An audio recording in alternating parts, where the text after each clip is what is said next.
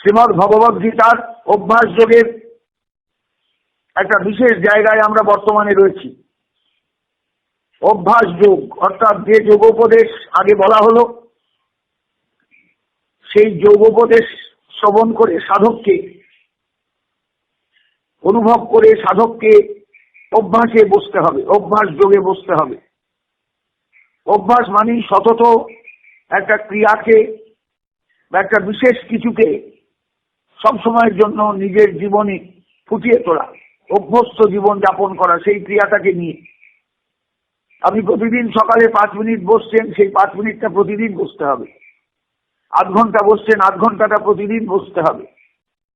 প্রতিদিন প্রভাতে স্নান করতে যাচ্ছেন, প্রভাতেই স্নান করতে হবে। প্রতিদিন যে সময় খাচ্ছেন সেই সময়ই খেতে হবে। যে সময় নিদ্রায় যাচ্ছেন সেই সময় নিদ্রায় যেতে হবে। এগুলো সবই অভ্যাসযোগ। এই জন্য প্রত্যেক মানুষের জীবনটাকে, ওই জন্য আমি একবার বলেছিলাম, habit is the second nature. অভ্যাস মানুষের জীবন যদি একবার দাঁড়িয়ে যায়, তাহলে একবার মৃত্যুর পূর্ব মুহূর্ত পর্যন্ত সেই অভ্যাসটা চিরস্থায়ী রূপ লাভ করে। যোগদর্শন বা যোগের ক্ষেত্রেও ঠিক তাই। অর্থাৎ যিনি যোগী হওয়ার চেষ্টা করবেন, অর্জুনের কাছে উপদেশ যোগযুক্ত হওয়ার জন্য, তুমি যোগযুক্ত হও। সন্ন্যাস যোগে যোগযুক্ত হওয়ার উপদেশ আছে, 2য় অধ্যায়ে যোগযুক্ত হওয়ার উপদেশ আছে, সারা গীতাতেই যোগযুক্ত হওয়ার উপদেশ আছে। এই যোগযুক্ত হতে গেলে মানুষকে একটা অভ্যাস যোগে সেটাকে দাঁড় করাতে হয়। আজকে 5 মিনিট, কালকে 10 মিনিট, পরশুদিন একদম না, এইভাবে কিন্তু যোগ দাঁড়ায় না, কখনোই দাঁড়াবে না। আমি প্রতিদিন আপনাদের কাছে গীতা পাঠ করি, এই সময়টা এলে আমার ভেতরে একটা হাঁকুপাকু করে। আজকে প্রায় 1 বছরের ওপর হয়ে যাচ্ছে গীতার আলোচনা। যে সময় আমি আপনাদের কাছে দেওয়ার চেষ্টা করি, সেই সময়টা এলে আমার রীতিমতো একটা কষ্ট হয় অন্তরে, কি একটা বাদ পড়ে গেল, কি একটা বাদ পড়ে গেল। আমি বুঝি এটাই অভ্যাস যোগ। যেদিন গীতা শেষ হয়ে যাবেন যদি হন আমার জীবনে, সেদিন আমি হাহাকার করব যে আমার সেই অভ্যাস যোগটা নষ্ট হয়ে গেল। এটা আমি নিজে অনুভব করি। জীবনের প্রতিটা ক্ষেত্রে এই অভ্যাস যোগ দরকার। জীবনের প্রতিটা ক্ষেত্রে দাঁড়াতে গেলে, নিজের জীবনকে সার্থক করতে গেলে মানুষকে অভ্যাস যোগে যুক্ত হতে হয়। সেই অভ্যাস যোগের কথাই আরম্ভ চলছে। অধ্যায়টার নাম অভ্যাস যোগ। আমরা বর্তমানে আছি 36, 37, 38, 39 এই সমস্ত শ্লোকে। অর্জুন প্রশ্ন করেছেন গোবিন্দকে, নিশ্চয়ই মনে আছে। সেই প্রশ্নের উত্তর দিচ্ছেন ভগবান, অসংশয়ং মহাবাহো মনো দুর্নিগ্রহং চলম অভ্যাসেন তু কৌন্তেয় বৈরাগ্যেন চ গৃহ্যতে। আমি জানি হে মহাবাহো অর্জুন, মন অত্যন্ত দুর্নিগ্রহ, মানে মনকে কিছুতেই আটকানো যায় না, এবং চলম মানে চঞ্চলম, মন ভীষণ চঞ্চল। কিন্তু এই মনকেও আটকানো যায় অভ্যাসেন তথা বৈরাগ্যেন চ, অভ্যাস যোগের দ্বারা এবং বৈরাগ্যের দ্বারা। বৈরাগ্য মানে নিষ্পৃহতা বলেছি আগে, আর অভ্যাস যোগ মানে যে কোনো ভাবেই হোক বিশেষ কিছু অভ্যাস জীবনে দাঁড় করানো, যাতে মন কন্ট্রোল হয়, মন স্থির হয়, মনকে আটকানো যায়। যে মন ভয়ঙ্কর, যে মন অর্জুনের ভাষাতেই চঞ্চল, প্রমাথী, বলবৎ এবং দৃঢ়, 4টে বিশেষণ দিয়েছেন মনে। তাৎপর্য প্রায় সবকটারই এক, ভয়ঙ্কর। ভয়ঙ্কর, মনকে কন্ট্রোল করা যায় না।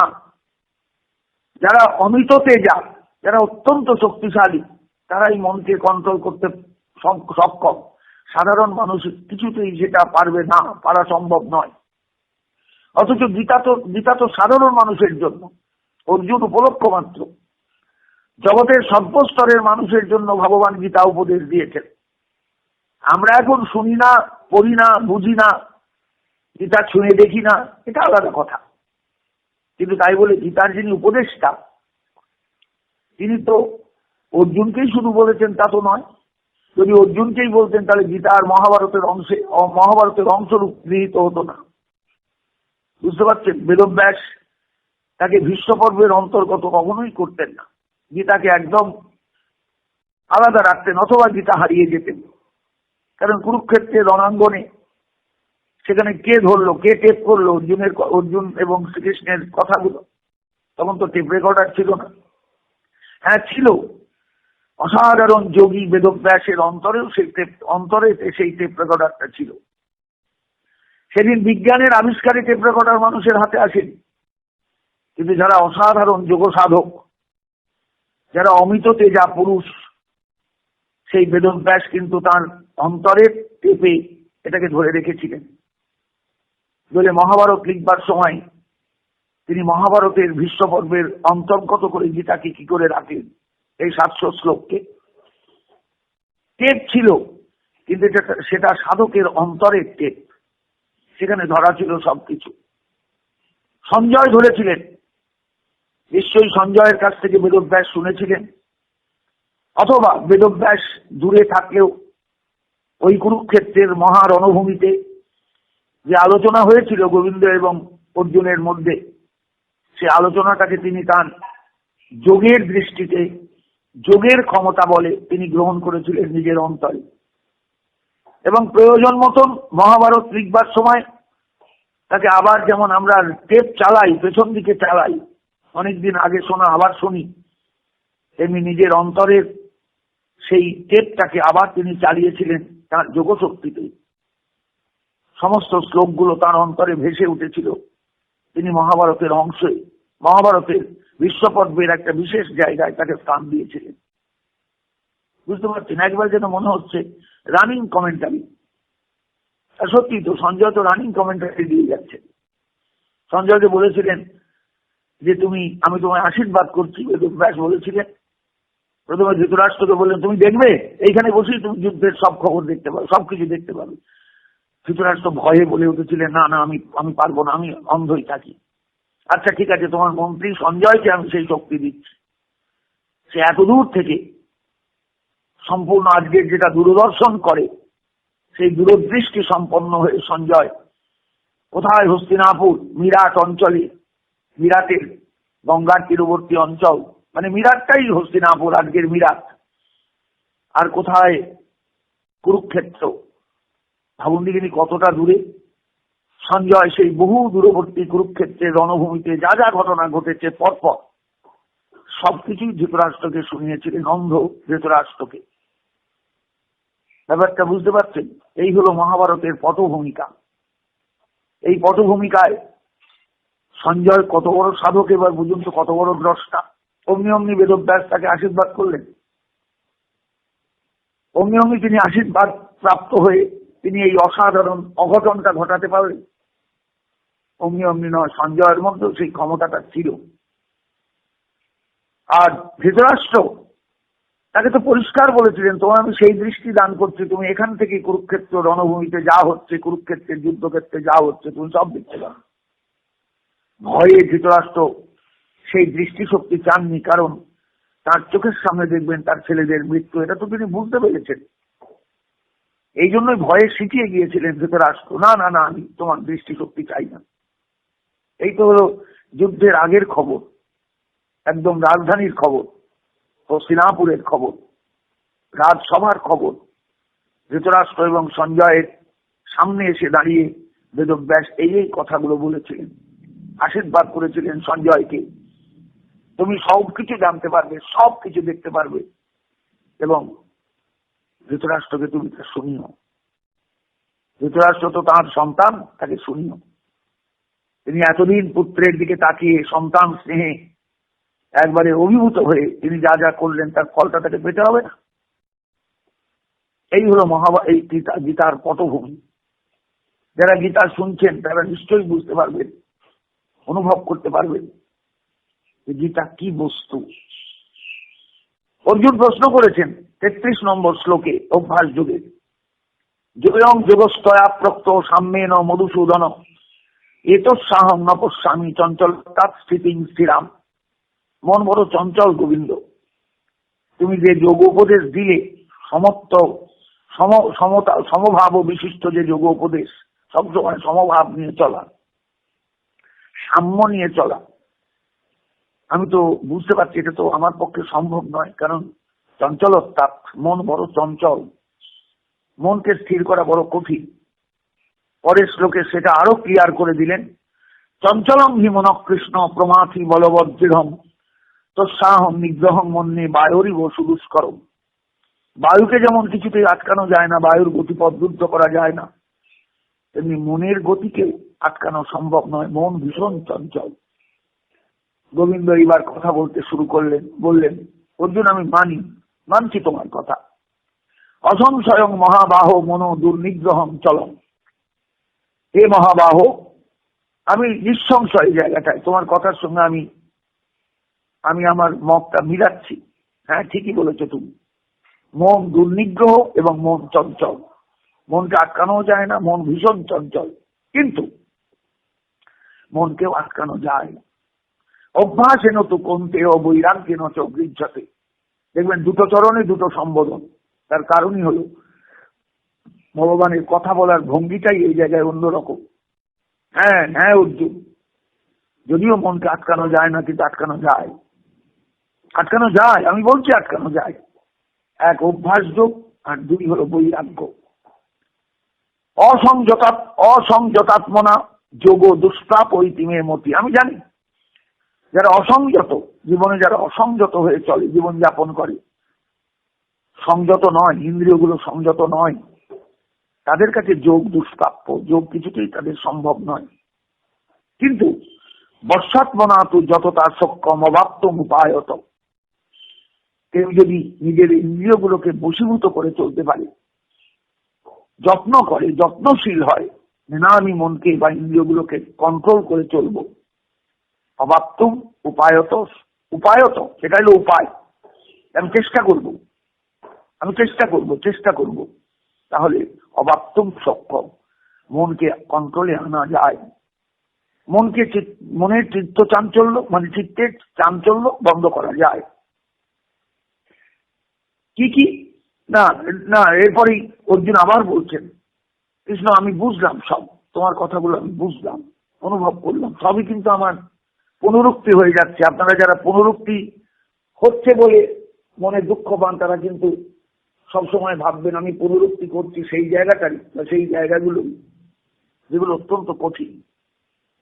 পরিষ্কার বললেন যে হ্যাঁ আমি জানি যে যোগ অত্যন্ত দুষ্প্রাপ্য। যারা অসংযত চিত্ত, অসংযত ইন্দ্রিয়, তাদের পক্ষে। কিন্তু যারা যত্নপূর্বক ইন্দ্রিয়গণকে বশীভূত করতে পেরেছেন, ইন্দ্রিয়গণকে কন্ট্রোল করতে পেরেছেন, তাদের ক্ষেত্রে অবাপ্তম উপায়ত, মানে চেষ্টা করেছেন, উপায় খুঁজেছেন, উপায় পেয়েছেন, তাদের কাছে অবাপ্তম সক্ষম। তারা কিন্তু মনকে কন্ট্রোল করতে পারে। অর্জুন এবার প্রশ্ন করছেন, আচ্ছা মানলাম, তোমার কথা মেনে নিলাম, এবার বলো, অযতি শ্রদ্ধেয় পেত যোগাচরিত মানস অপ্রাপ্য যোগ সংসিদ্ধি কাঙ্গতি পচ্ছতি। আচ্ছা গোবিন্দ, কৃষ্ণ বলেই সম্বোধন করছেন, গোবিন্দ বলে নয়, তাই কৃষ্ণ সম্বোধনটাই আমি রাখি। হে কৃষ্ণ, অযতি, যারা প্রকৃত যত্নহীন, ঠিক মতো তারা যোগাভ্যাস করেন, নাচ করলেন, দুদিন বাদে আবার বসলেন, একদিন বাদে আবার বসলেন, এটা এইরকম যারা জীবনে চলেন, ঠিক যোগযুক্ত হতে পারেননি এখনো, অযতি। শ্রদ্ধেয় পেত, শ্রদ্ধা সহকারে যোগ সাধনে প্রবৃত্ত, বসেছিলেন কিন্তু খুব শ্রদ্ধা সহকারে, তারপরে এলোমেলো হয়ে গেছে। যোগাচরিত মানুষ, তারা তো যোগী ঠিক বলা যাবে না, তারা তো যোগভ্রষ্ট। অর্থাৎ বসেছিলেন কয়েকদিন, খুব নিয়ম করে যোগে বসেছেন, একবারে প্রথমে মানে কুশাসন, তার উপর চামড়ার আসন, সে হরিণের চামড়া হোক, বাঘের চামড়া হোক, তার উপর কাপড় টাপড় পেতে একবারে খুব ঢাক ঢোল পিটিয়ে যোগে বসেছেন। কিন্তু তারপরে কিছুদিন পরে দেখা গেল সে অভ্যাস থেকে তিনি চলিত মানস সরে গিয়েছেন। আবার কিছুদিন পরে আবার মনে হলো না না, জিনিসটা বাদ পড়ে গেছে, আবার বসি। এই যে মানুষগুলো, এরকম তো প্রচুর মানুষ হবে। অযতি শ্রদ্ধেয় পেত যোগাচরিত মানস অপ্রাপ্য যোগ সংসিদ্ধি। এই মানুষগুলো কি যোগ সিদ্ধি লাভ করবেন? না, কখনোই নয়। অর্জুন নিজেই বলছেন অপ্রাপ্য যোগ সংসিদ্ধি, তারা যোগের থেকে তো ভ্রষ্ট হয়ে গেছে। দুদিন বসলেন আবার বন্ধ হয়ে গেল, আবার এক মাস বাদে আবার বসলেন আবার বন্ধ হয়ে গেল। তার মানে তাদের যোগাভ্যাসটা ঠিক হলো না, যোগযুক্ত হওয়া হলো না। অতএব যোগ সংসিদ্ধি অপ্রাপ্য, তারা যোগ সংসিদ্ধি লাভ করতে পারলেন না, যোগসিদ্ধি লাভ করতে পারলেন না। আচ্ছা বলো তো গোবিন্দ, এরা কি গতি লাভ করবেন? কাম গতি কৃষ্ণ গচ্ছতি, কঠিন নভয় বিভ্রষ্ট ছিন্নাভ্রমিব নশ্বতী, তাদের তো দুকুলি গেল, একুলো গেল ওকুলো গেল। যোগেও বসা হলো না, আবার একবারে যোগে বসেননি তাও কিন্তু নয়, বসেছেন কিন্তু যোগে টিকতে পারেননি। চঞ্চলতার কারণে, বিভিন্ন রকম অসংযমের কারণে যোগে টিকতে পারলেন না। তাহলে একুলো গেল ওকুলো গেল, না হলো গৃহ সংসার ভোগ, না হলো কর্মকাণ্ডের বিভিন্ন ফল লাভ, না হলো যোগে বসে যোগসিদ্ধির আর কিছুই হলো না। তাহলে তাদের অবস্থাটা কি দাঁড়ালো? ছিন্নাভ্রমিব নশ্বতী, আকাশের ছেঁড়া মেঘ যেমন হাওয়ায় উড়ে যায়, তাদের কোনো কিচ্ছু থাকে না, আস্তে আস্তে হারিয়ে যায়, একদম মহাকাশে বিলীন হয়ে যায়। তেমনি ওই রকম যোগসিদ্ধি যাদের জীবনে জুটলো না, অপ্রতিষ্ঠ মহাবাহ, হে মহাবাহ, তারা তো যোগে প্রতিষ্ঠিত হতে পারলেন না। বিমূঢ় ব্রহ্মণপতি, অর্থাৎ ব্রহ্মের পথে যেতে গিয়ে, যোগসিদ্ধির পথে যেতে গিয়ে বিমূঢ়তা লাভ করলেন, বিমূঢ় হয়ে গেলেন, একদম মহাচ্ছন্ন হয়ে গেলেন সংসারী। না হলো এদিক, না হলো ওদিক। এতন্মে সংশয়ং কৃষ্ণ চেত্ত মরসি অশেষত। হে গোবিন্দ, হে কৃষ্ণ, তুমি আমাকে এই সংশয়টা দূর করো। তদন্য সংশয় শাস্ত্র চেত্তান ধ্রুববদ্ধতে, তুমি ছাড়া এই সংশয় ছেদনের আর কেউ আছে বলে কিন্তু আমার মনে হয় না, কারণ তুমি তো সব। এভাবে তুমি আমাকে উপদেশ দিচ্ছ, শ্রীমদ ভগবত গীতা, সেই উপদেশ জগতে কেউ দিতে পারে বলে তো আমার মনে হয় না। অতএব আমার যে সংশয়, সেই সংশয় তুমি অপনোদন করতে পারবে, আর কেউ পারবে বলে আমার মনে হয় না। গোবিন্দ শুনলেন অর্জুনের কথা, খুব স্নেহ ভরে, খুব স্নেহ ভরে। আমার মনে হয় এই জায়গায় অর্জুনের গালটা একটু ছোট্ট করে আলতো ছোঁয়া দিয়ে গোবিন্দ এত স্নেহ ভরে একটা সম্বোধন করলেন, যেটা এই জায়গায় আমাকে সত্যি একদম বিচলিত করে দিয়েছিল একদিন, দুদিন আগে। আপনারা তাতো সম্বোধনের গুরুত্বটা নিশ্চয়ই শুনেছেন। এই তাতো সম্বোধনটা কিন্তু খুব সাংঘাতিক সম্বোধন একটা। অত্যন্ত স্নেহভাজনকে গাল টিপে বলা যায়, থুতনিটা ধরে বলা যায়। গোবিন্দ এই জায়গায় গাল টিপেছিলেন না থুতনি ধরেছিলেন অর্জুনে, না একটু গায়ে হাত দিয়েছিলেন, না মাথায় হাত দিয়েছিলেন স্নেহ করে, বলতে পারবো না। কিন্তু সম্বোধন কিন্তু আমাকে ভাবিয়ে দিয়েছে দুটো দিন ধরে। শ্রী ভগবান আছে, গোবিন্দ বলছেন পার্থ, দেখুন প্রথম চরণে পার্থ সম্বোধন, হে পৃথানন্দ, নৈবেহ নামূত্র বিনাশস্তস্য বিদ্যতে। একবার যে যোগে বসেছে সে বিচলিতই হোক, আর তার যোগে বসাটা বন্ধই হয়ে যায়, ইহ জগতে এবং পর জগতে। পার্থ নৈবেহ নামূত্র বিনাশস্তস্য বিদ্যতে। ওই যে ব্যক্তি, যে ব্যক্তির হয়ে তুমি প্রশ্ন করলে, যে যোগে বসেছিল কিন্তু যে কোনো কারণেই হোক যোগভ্রষ্ট হয়ে গেছে, যোগসিদ্ধি তার জীবনে বা কপালে জুটলো না, মনে রেখো ইহকালেই হোক পরকালেই হোক তার কখনো বিনাশ হয় না। যে একবার আসনে বসতে পেরেছে, যে একবার নিজের সঙ্গে নিজের সংযোগ স্থাপন করতে পেরেছে বা চেষ্টা করেছে, সেটা কখনোই নষ্ট হয়ে যায় না। কারণ যোগে বসা মানে নিজের মনটাকে আত্মার সঙ্গে সংযুক্ত করার চেষ্টা করা। মনে করছে অর্জুনকে বারবার বলছেন, সুখে উদেশে প্রতিষ্ঠাপ্য স্থিরম আসনম আত্মন নাত্যুচ্ছেদং না তিনি চঞ্চৈলাজিন কুশোত্তরম তত্রই কাগ্রম মনকৃত্তা যত চিত্তেন্দ্রিয় ক্রিয় উপবিশ্ব আসনে যুঞ্জাত যোগম আত্মবিশুদ্ধয়ে। যিনি গীতা শুনে যোগযুক্ত হতে বসেছেন তিনি তো এই শ্লোকগুলো বুঝেছেন। যোগম আত্মবিশুদ্ধয়ে, যোগের উদ্দেশ্য 1 টাকাকে 10 টাকা করে ফেলা নয়, ম্যাজিক করা নয়। যোগের উদ্দেশ্য হচ্ছে আত্মশুদ্ধি। বহু জীবনের সেই জল ঘুম ধরা আত্মাকে নিয়ে কথাগুলো যদি ঠিক হচ্ছে না আমার বলা, তবু আমি বোঝাবার জন্য বলছি যে আত্মাকে নিয়ে আমরা চলছি, যে আত্মা আমি আমি আমি আমি এই আমি তো বহু জীবনের কর্মফল ভোগ করতে করতে আসছি, কত আবর্জনা নিয়ে আসছি আমার সঙ্গে। সেই আত্মা যোগে বসছেন, চারটিখানি কথা নাকি? এটা সহজ ব্যাপার। এটা দেখি প্রণাম করলাম ঠিক করে একটা মন্দির থেকে, আর বিগ্রহের দিকে তাকিয়ে 1 আঙুল দিয়ে নমস্কার করলাম, হাতে একটা পেন্সিল থাকলে পেন্সিলটা কপালে ঠেকালাম, পেনটা থাকলে পেনটা কপালে ঠেকালাম, 1 হাত দিয়ে প্রণাম করলাম, দেখি সেই প্রণাম? একজনে যখন যোগে বসেছেন তার একটা কারণ আছে, উদ্দেশ্য, পেছনে একটা সংস্কার তাকে ঠেলে এনেছে। আসছি পরে। পরিষ্কার বলছেন, পার্থ নৈবেহ নামূত্র বিনাশস্ত সুবিদ্যতে। এইরকম যোগে যিনি বসবেন, তিনি যদি সরেও যান, যোগভ্রষ্ট হন, তার কখনো বিনাশ হয় না, মনে রাখবে। কেননা এটা কল্যাণকৃত। যে ভদ্রলোক যাত্রা করলেন যোগপথে, তিনি কল্যাণকৃত। কিসে? আত্মকল্যাণকৃত। নহি কল্যাণকৃত কশ্চিৎ দুর্গতি তাত গচ্ছতি। অর্জুন খুব স্নেহের সম্বোধনে, হয়তো এই সময় গালে একটু হাত দিয়ে থুতনিটা ধরে অর্জুনের মুখটাকে একটু তুলে নিজের মুখে চোখ রেখে অর্জুনকে বলছেন, অর্জুন মনে রেখো, এইরকম ব্যক্তি কখনো দুর্গতি লাভ করবেন না, দুর্গতি লাভ করবেন না, দুর্গতি লাভ করবেন না। কারণ যিনি যুগে বসেছেন, তিনি এক সপ্তাহ যুগে বসুন, এক মাসও বসুন, দুদিনই বসুন, 5 দিনই বসুন, তিনি কিন্তু আত্মকল্যাণের পথে যাত্রা করেছেন। এটা দেহ কল্যাণের পথে যাত্রা নয়, এটা পারিবারিক কল্যাণের পথে যাত্রা নয়, এটা স্বজন কল্যাণের পথে যাত্রা নয়, এটা স্বার্থ সিদ্ধির জন্য যাত্রা নয়, এটা আত্মকল্যাণের পথে, মানে আত্মশুদ্ধির পথে যাত্রা। এই জন্য বললেন, নহি কল্যাণকৃত কশ্চিৎ দুর্গতি তাত গচ্ছতি। অর্জুন, সম্ভবত আমার ভাবতে ইচ্ছা করছে, গোবিন্দ থুতনিটা ধরেছেন, ধরে মুখটাকে তুললেন, তুলে চোখে চোখ রেখে বলছেন, অর্জুন কোনদিন দুর্গতি লাভ করবেন না যিনি একবার আসনে বসেছেন। এটা হল আত্মকল্যাণের পথে যাত্রা। প্রাপ্য পুণ্যকৃতাং লোকানুচিত্তা শাশ্বতীর সমান। মনে রেখো অর্জুন, এই জগতে তার কখনো বিনাশ হয় না, বলেছি তো তোমাকে। তিনি যোগভ্রষ্ট সেই সাধক। তুমি তো যোগভ্রষ্টের কথা বলছো। যোগভ্রষ্ট সেই সাধক পুণ্যকৃতাং লোকান প্রাপ্য। তিনি মৃত্যুর পরে কোনো পুণ্যের দ্বারা যে লোকে যাওয়া যায়, পুণ্য যা মানুষকে যে লোকে নিয়ে যায়, সেই জায়গায় তিনি যাবেন।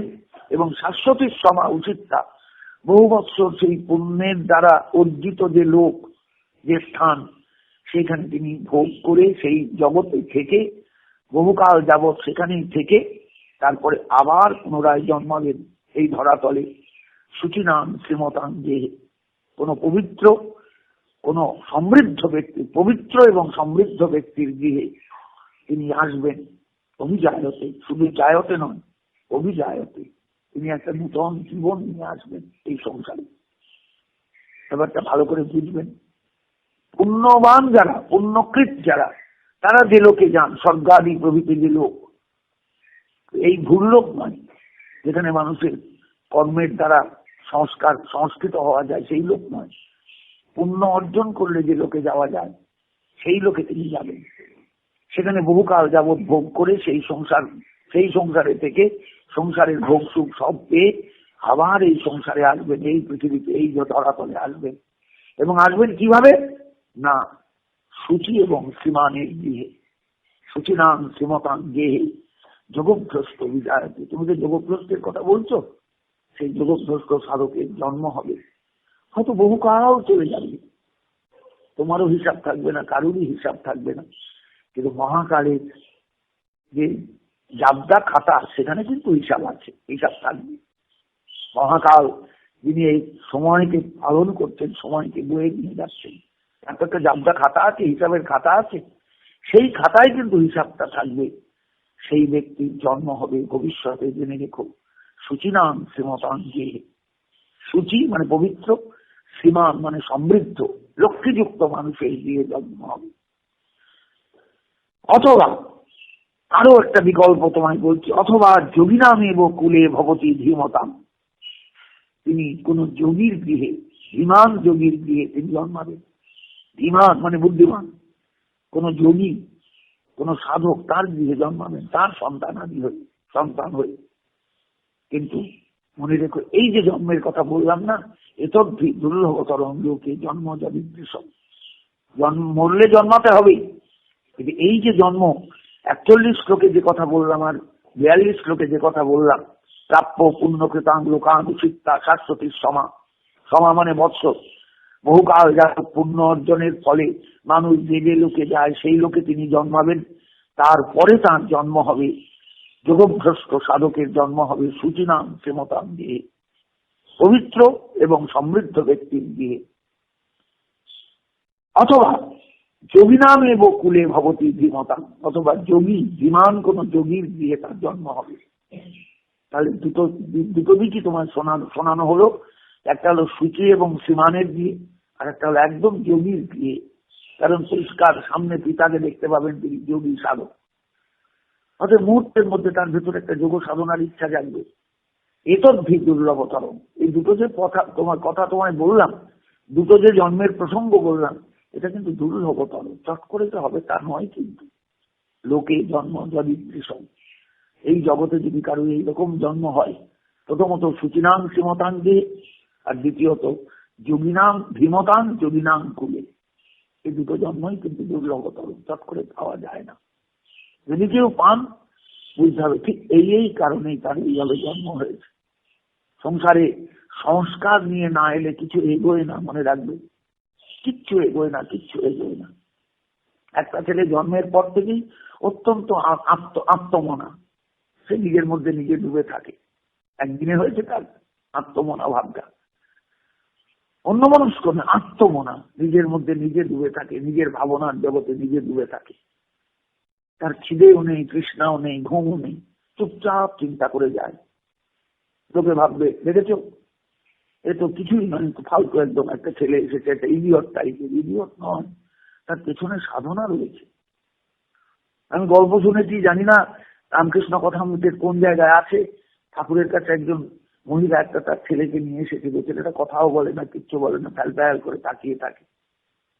ঠাকুরের কাছে নিয়ে এসেছে, আমার ছেলেটা কথা বলে না, ঠাকুর আমাকে কৃপা করুন।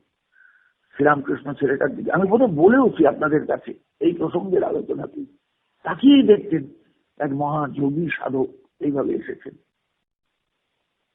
মা কিছুতেই শুনবেন না, ঠাকুর বলছেন বারবার, একে নষ্ট করো না, একে নষ্ট করো না, এই বিরাট সাধক, তোমার কুলে এসেছেন, তোমার কুল পবিত্র হয়ে গেল, কে কার কথা শোনে। মা চাইবে ছেলেটাকে চিৎকার করুক, ছেলেটা মারধর করুক, হইচই করুক, লম্পঝম্প দিক, ছেলেটা চুপচাপ থাকে। ঠাকুর শেষকালে বাধ্য হয়ে বিরক্ত হয়ে বলেন, যাও, যে ব্রাহ্মণ যজমান বাড়ি ঘুরে বেড়ান, যজমান বাড়ির চাল কলা এনে খান, বহু দেবতার পূজা করেন, ভক্তির কোনো সেই রকম স্থিরতা কিছু নেই, তা করবেন না কেউ, কারণ যজমানির বৃত্তি বহু ব্রাহ্মণের আছে। আমি কিন্তু শ্রীরামকৃষ্ণের জীবনীতেই সম্ভবত এটা পড়েছি। বলে সেই বাড়ির একটু ওই চাল একটু মুখে তার দিয়ে দাও, ব্যাস সব কেটে গেল। মা তো লাভ দিয়ে গিয়ে সেরকম বাড়ি পৌরোহিত্য করে চলেন, সেই চাল সেই প্রসাদ নৈবেদ্য রূপে আসে। আজকে এক দেবতার পুজো, কালকে আর এক দেবীর পুজো, কালকে অমুকের পুজো, কাল পরশু তমুকের পুজো। ভক্তির কোনো স্থিরতা নেই। ভক্তি হচ্ছে না, একেবারে ব্যভিচারিণী ভক্তি। সেই সাধকের সেই পুরোহিতের বাড়ির চাল চলা খাওয়ার সঙ্গে সঙ্গে তার ঘোর কেটে গেল। মা খুশি হলেন, ঠাকুর কষ্ট পেলেন। একটি সাধক এসেছিল জগতে, জগতে কত মানুষ তাকে দেখে পথ খুঁজে পেত, সেই পথ আর পেল না। বক্তব্যটা আমার আশা করি বোঝাতে পেরেছি আপনাদের কাছে। অথবা যদি নাম এব কুলে ভবতী ধীমতাম, জগৎভ্রষ্ট সাধক ধীমান যোগীর গৃহে জন্মান, এতদ্ধি দুর্লভতরম লোকে জন্ম যদিদৃশম। যাই বলো আর তাই বলো অর্জুন, এই যে দুটো কথা বললাম তোমাকে, দুটো শ্লোকে 41 এবং 42, যে সূচিনাং শ্রীমতাঙ্গে যোগভ্রষ্ট বিজায়তে, এটাও দুর্লভ। আর ধীমতাং যোগিনাম কুলে স্বভবতী জায়তে, এটাও দুর্লভ, চট করে হয় না। এইভাবে জন্মানোর পরে সেই সাধক কি করেন, তত্রতং বা কি হয় তার, তত্রতং বুদ্ধি সংযোগম লভতে পূর্বদেহিকম। এই যে পূর্ব জীবন, যে জীবনে তিনি যোগী ছিলেন, যে কোনো কারণে যোগভ্রষ্ট হয়ে গিয়েছেন, সেই রেশটা তার থেকে যায়। সংস্কার সংস্কার সংস্কার, আমি একটু আগেই বললাম না যে সংস্কার ছাড়া জগতে কিচ্ছু হয় না, কিচ্ছু হয় না, কিচ্ছু হয় না। আপনার পূর্ব জীবনে একটু সংস্কার থাকা দরকার। কি ছেলে কি মেয়ে, প্রত্যেকের যদি সংস্কার একটু থাকে, তবে আপনি তাকে নিয়ে নাড়াচাড়া করতে পারবেন। ভালো মাটি যদি হয়, এঁটেলে মাটি, তাকে কুমোর টিপে টাপে চট করে একটা পুতুল বানিয়ে একটা মূর্তি করে দিতে পারি। আর মাটিটা যদি ভালো না হয়, কিচ্ছু করা যাবে না, ফেটে যাবে, নানা রকম বেকার হয়ে যাবে পরিশ্রম, দেখা যাবে কিছুতেই নাড়াচ্ছে না। এই জগতে কোনো মানুষ যদি এরকম দাঁড়িয়ে যান তাহলে বুঝতে হবে পেছনে তার বিরাট সংস্কার কাজ করছে। সেটাই বললেন ভগবান, তত্রতম বুদ্ধি সংযোগম লভতে পূর্বদেহিকম। পূর্বদেহি মানে পূর্ব জীবনে, পূর্বদেহে, পূর্বে যেখানে ছিলেন সেই সেই যে বুদ্ধি, সেই বুদ্ধিটা তাকে তাড়িয়ে নিয়ে বেড়ায়। বুদ্ধি সংযোগ সৃষ্টি হয়। যততে তত ভূয় সংসিদ্ধ গুরুনন্দন। তখন তিনি বুঝতে পারেন যে আমাকে খুব তাড়াতাড়ি চেষ্টা করতে হবে, জীবন ফুরিয়ে যেতে পারে যে কোনো সময়, জীবন শেষ হয়ে যেতে পারে যে কোনো সময়, ছেদ পড়ে যেতে পারে জীবনে। অতএব যততে তত ভূয়। এইবার সেই সাধক নতুন জীবনে এসে যত্নশীল হন। ভূয় যততে, আবার যত্ন শুরু করেন। কিসের জন্য? সংসিদ্ধ কুরুনন্দন, হে কুরুনন্দন। কারণ অর্জুনও কুরুনন্দন, দুর্যোধনও কুরুনন্দন, সবাই তো কুরুবংশের সন্তান। অতএব কুরুনন্দন সম্বোধনটা ঠিকই আছে। হে কুরুনন্দন, হে অর্জুন, যততে তত ভূয় সংসিদ্ধ কুরুনন্দন। এইরকম পূর্ব জীবনের যদি কারো সংস্কার থাকে, দেখবেন পরবর্তী জীবনে বলে দিতে হবে না, অটোমেটিক সেই রাস্তায় চলে যাবে, তার নিজস্ব রাস্তায়। সেখানে কারোর সাহচর্য দরকার হবে না, তার ভেতরটা কাঁদবে, কোথায় যেন কি ফেলে এসেছি, কোথায় যেন কি হারিয়ে গেছে, সেই জায়গাটা আমার পৌঁছতে হবে, সেই জায়গাটা আমার ধরতে হবে, সেই সুতোটা আমার চাই, যে সূত্র ধরে আমি একদিন জীবনটাকে এগিয়ে নিয়ে গিয়েছিলাম। বোঝাতে পেরেছি আমি আপনাদের কাছে?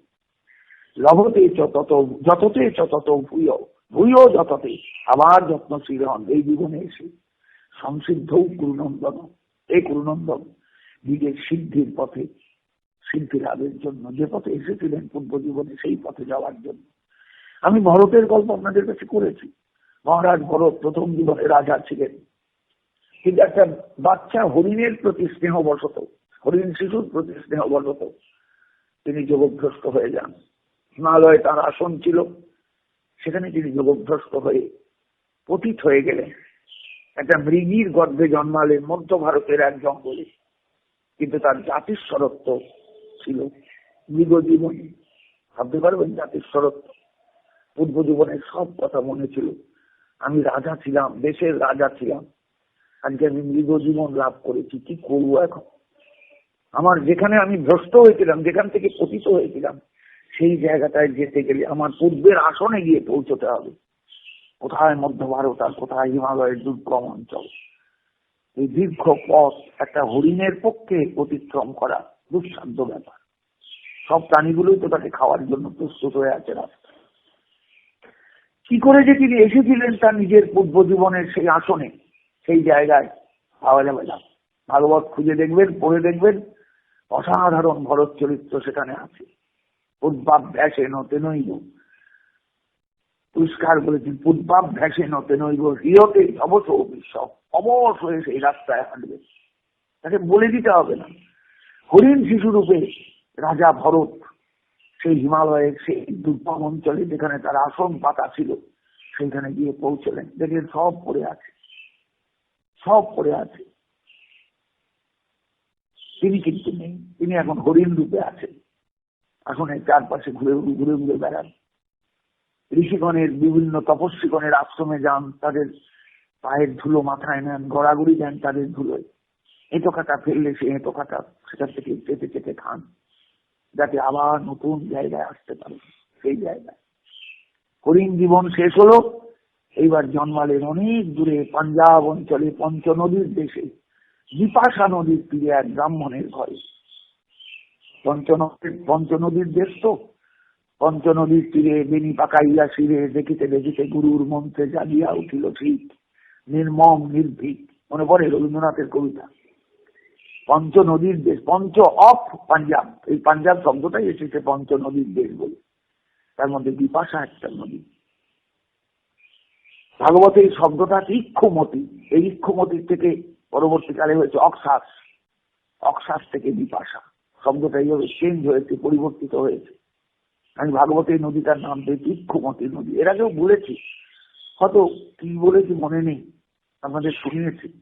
ইক্ষুমতির থেকে অক্সাস বিদেশির মুখে, তারপরে হয়েছে বিপাশা। পঞ্চনদীর দেশের একটি বিখ্যাত নদী, সেই বিপাশা নদীর তীরে এক ব্রাহ্মণের দ্বিতীয় পক্ষের স্ত্রীর গর্ভে ভরতের জন্ম হয়। তো প্রথম থেকেই তার পূর্ব জীবনে সব কিছু মনে ছিল, এই জীবনটাই তার সম্পূর্ণ ব্যয়িত হয়েছিল সাধনার জন্য। সংসারের সঙ্গে মিশতে পারেনি, একদম মিশতে পারেনি। বুঝতে পারছেন? ডাকাতেরা নিয়ে গিয়ে হাড়ি কাঠে চাপিয়ে বলি দিচ্ছে, মা খেপে গিয়ে মূর্তি ভেঙে মূর্তির থেকে বেরিয়ে সেই ডাকাতদের খাঁড়া নিয়ে ডাকাতগুলোকে শেষ করে দিলেন। কিন্তু তিনি সেই হাড়ি কাঠেই পড়ে আছেন। মাকে একবার বললেন না তখন যে মা তুমি আমায় বাঁচালে, নইলে আমি তো শেষ হয়ে যেতাম ডাকাতের খাড়ায়। শ্রীধর স্বামী পাদ এই জায়গায় টিকায় বলেছেন অদ্ভুত একটা কথা। আমার বাবা ছোটবেলায় বলতেন, ভদ্রকাল্লা পশুত্বে তিনি নির্বিকার, ভদ্রকালীর পশু হয়েও তিনি তখনও নির্বিকার। এই হলো যোগভ্রষ্ট সাধক। ভাগবতে তার একটা অসাধারণ নিদর্শন আছে। সেই নিদর্শন হলো রাজর্ষি ভরতের 3 জীবনে মুক্তি। প্রথম জীবনে ভরত রাজা, দ্বিতীয় জীবনে মৃগ, তৃতীয় জীবনে ব্রাহ্মণ সন্তান। যে জীবনে তিনি জড়ভরত রূপে আত্মপ্রকাশ করেছিলেন। জড়ভরতের উপাখ্যান ভাগবতের একটা অসাধারণ চ্যাপ্টার। যদি সম্ভব হয় সবাই একটু পড়ে দেখবেন, তৃপ্তি পাবেন। তত্রতং বুদ্ধি সংযোগং লভতে পূর্বদেহিকং যততে চ তত ভূয় সংসিদ্ধ পূর্ণন্দন। সেই জীবনে গিয়ে সেই পূর্ব জীবনের যে বুদ্ধি সংযোগ, পূর্ব জীবনের যে সংস্কার, সেই সংস্কার নিয়ে তিনি চেষ্টা করা শুরু করেন। যততে চেষ্টা করেন সংসিদ্ধির জন্য, আবার নূতন করে সিদ্ধি লাভের জন্য। পূর্বাভ্যাসে নতেনৈব হৃয়তে ছবশ অভিশব। অবশ্যই তিনি এগিয়ে চলেন। কে যেন তাকে ঠেলছে পেছন থেকে। কে ঠেলছে না? সংস্কার, পূর্ব জীবনের সংস্কার। হৃয়তে তিনি যোগমার্গে আকৃষ্ট হন। অবশ্যই জিজ্ঞাসুরূপী যোগস্ব শব্দ ব্রহ্মাতি বর্ততে। ভেতরে একটা জিজ্ঞাসু বা যোগের স্বরূপ জিজ্ঞাসু। কেউ কেবলই যোগে বসেননি, কারোর কাছে কি দেখুন কতদূর এক্সটেনশন করে দিলেন শ্লোকটাকে ভগবান এই জায়গায়, যে যোগে বসেছেন শুধু মনে করো না অর্জুন। কেউ জিজ্ঞাসু হয়ে কারোর কাছে বারবার গিয়েছেন, আমাকে একটু বলবেন যোগে বসা যায় কেমন করে, আমাকে বলবেন যোগাভ্যাসটা কেমন করে করতে হয়, আমাকে বলবেন যোগ কাকে বলে। কেউ গীতার এই বিশেষ যোগ ভাববার জানবার জন্য কারোর কাছে গিয়েছেন, তাকে বলা হয় জিজ্ঞাসু, জানতে ইচ্ছুক। বললেন শুধু যে পূর্ব জীবনের সংস্কার বসে এগুবে সে তাই নয়, অবশ্যই এগুবে তাই নয়। জিজ্ঞাসু হয়ে যদি কেউ যোগের বিষয়ে জানতে যায়, তাহলেও সে শব্দ ব্রহ্মাতি বর্ততে, সেও শব্দ ব্রহ্মকে অতিক্রম করে যান। শব্দ ব্রহ্মকে অতিক্রম করে যান মানে তথাকথিত বেদের কর্মকাণ্ড যা শব্দ ব্রহ্মের মধ্যে আটকে আছে, তাকে পার হয়ে যান। একদম শব্দ ব্রহ্মকে ছেড়ে পরব্রহ্মের দিকে দৃষ্টি দেন। কথাটা সাংঘাতিক। কিন্তু আজকে হবে না, আমাকে কালকে আবার এই প্রসঙ্গটা দিতে হবে। শব্দ ব্রহ্ম পরব্রহ্ম বলা আছে শাস্ত্রে, মহাভারতেই বলা আছে, দেব ব্রহ্মণী বেদিতব্যে শব্দ ব্রহ্ম পরম চ যৎ, শব্দ ব্রহ্মণী নিষ্ণাত পরম ব্রহ্মা আদি গচ্ছতি। আমার বাবা এই শ্লোকের দ্বিতীয় চরণটা খুব বলতেন, শব্দ ব্রহ্মণী নিষ্ণাত পরম ব্রহ্মা আদি গচ্ছতি। শব্দ ব্রহ্মে ডুবে থাকা এক জিনিস, আর শব্দ ব্রহ্মকে অতিক্রম করে পরব্রহ্মের জন্য ব্যাকুল হওয়া আর একটা জিনিস। আগামীকাল আপনাদের কাছে এই শেষটুকুই আলোচনায় আসবো। এটুকুই আমার কালকের আলোচনা হয়ে থাকবে, আলোচ্য বিষয় হয়ে থাকবে। আমি জানি না আপনাদের কাছে কতটুকু পৌঁছতে পারছি, কতটুকু পৌঁছতে পারলাম। জায়গাটা বুঝবেন আমাদের প্রত্যেকের জীবনে এটা দরকার। আমার এই জীবনে হলো না বলে চোখের জল ফেলে কিছু লাভ নেই। একটু চেষ্টা করে যাই, যতটুকু এগিয়ে থাকা যায়, তারপরে ঈশ্বরের ইচ্ছা। বুঝতে পারছেন? তিনি কিন্তু করুণা করেন। তিনি করুণা না করলে ভালো জায়গায় জন্ম হয় না। তিনি করুণা না করলে ভেতরে সদিচ্ছা জাগ্রত হয় না। তিনি করুণা না করলে কখনোই কোনো মানুষ এই সংসার থেকে বেরিয়ে, এই সংসার থেকে সম্পূর্ণ নিজেকে মুক্ত করে ঈশ্বরের অভিমুখে ছুটতে পারে না, আত্মানুভূতির পথে যেতে পারে না। আজ এই পর্যন্ত রাখলাম। কালকে আবার সকলের সঙ্গে আপনাদের সঙ্গে দেখা হবে। জয় নিতাই, জয় গৌরী, জয় শ্রীমদ্ ভগবদ্ গীতা।